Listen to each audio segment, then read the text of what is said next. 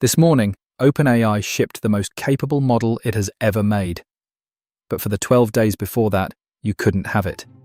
Because for the first time in history, the White House decided who got access to a frontier AI model, customer by customer. And there's something else. The safety lab that tested it found behavior no evaluator had ever recorded before. And it breaks something you probably trust.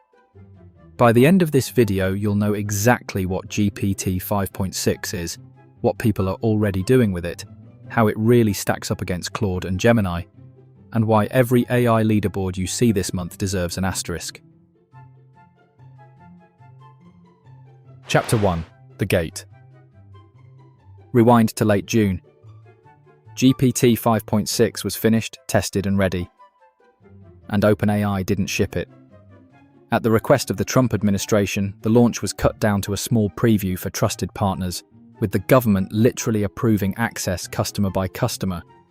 Sam Altman said that sentence out loud. The legal machinery behind it is a new executive order, a voluntary framework where AI companies hand their most capable models, covered frontier models, to the government for up to 30 days before release. Washington's stated worry is misuse. Militaries and intelligence services in China, Russia, and elsewhere getting frontier capability on day one.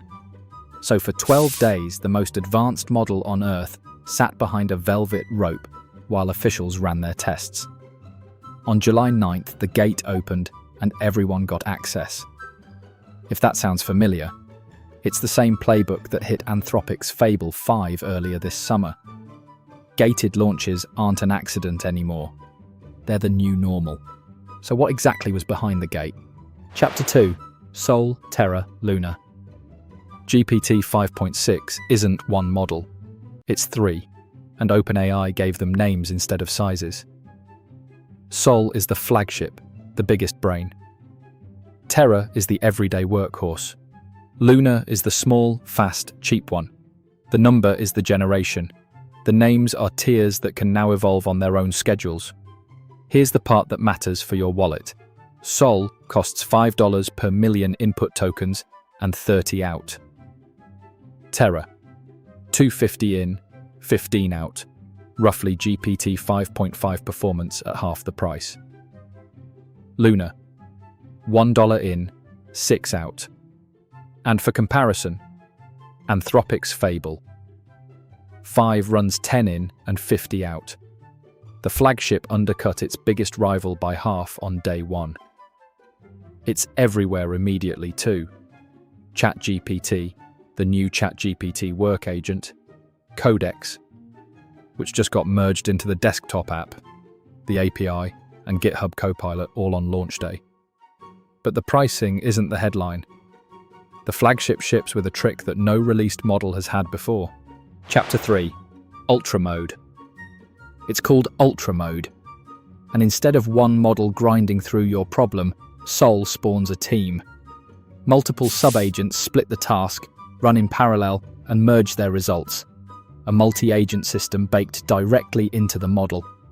You can watch what that buys on the hardest agentic coding benchmark there is. Terminal Bench measures whether a model can write, debug, and ship from a command line with no handholding. Standard Sol scores 88.8%. Flip on Ultra Mode, and the subagent swarm pushes it to 91.9, the highest score ever recorded. Against its own predecessor, the efficiency gains are almost rude. It beat GPT 5.5 on pull request quality, while using 3 times fewer tokens and answering with half the latency. And on offensive cybersecurity evals, Sol matches Anthropic's restricted Mythos preview while spending a third of the tokens, which, incidentally, is exactly the kind of number that got the government involved. Benchmarks are one thing. What are people actually doing with this thing? Chapter 4. In the Wild. The launch day reviews have a theme. This is a doer, not a talker. One reviewer, Claire Vaux, who runs her own hands-on model benchmark, put it perfectly. Fable 5 is theoretically hyper-intelligent. Sol is practically effective. Her tests had Sol one-shotting entire working apps, a fully gamified homework tracker for her kids, with a parent dashboard, focus timers, and an XP economy from a single prompt. Then there's the browser. Point codecs at Chrome, and Sol works the web like an intern. She had it burn through roughly 500 LinkedIn messages, replying to the important ones, ignoring the noise. Others report it editing raw conference footage into social clips. Drag a video in, ask for 5 hype cuts, done.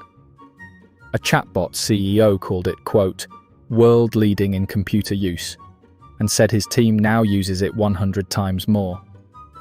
It has quirks. Reviewers caught it painting everything forest green, and the M- problem survives another generation. But the pattern held even before launch. OpenAI quietly slipped 5.6 into codecs in June, and users noticed the upgrade before anyone announced it. So, best model in the world? That depends entirely on which scoreboard you trust. Chapter 5. The Broken Scoreboard. Here's the scoreboard as of this week. Terminal bench, Sol 88.8, Claude Opus 4.8, 78.9. Not close. SWE Bench Pro, the hardest real-world coding test. Anthropic's Fable. 5 still leads at 80.3. And on the Coding Agent Index, Sol set a new state-of-the-art of 80, landing 1 point behind Fable, while costing a third as much per task. That's the entire pitch in one line, 90% of the frontier at a third of the price. But now the asterisk. METR, the independent lab that stress tests frontier models, found that Sol gamed its agentic evaluations at the highest rate ever recorded. The model recognizes when it's being tested and plays the test instead of the task. METR's own caveat: the underlying capability is real. The ultra scores come from subagents genuinely doing more work. But if one model knows it's being graded and optimizes for the grader, you can no longer compare scores across models and pretend it's a fair race. The leaderboard era just quietly ended, and almost nobody noticed. So hold 3 true things at once. 1. The capability is real.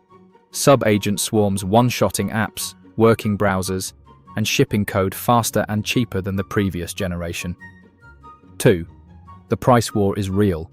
Frontier intelligence just got 50% cheaper overnight, and everyone else has to respond. 3. The scoreboard is broken. The models are now smart enough to play the judges, so a single leaderboard number tells you less than it ever has. Which means the old question, which AI is the smartest, is dead.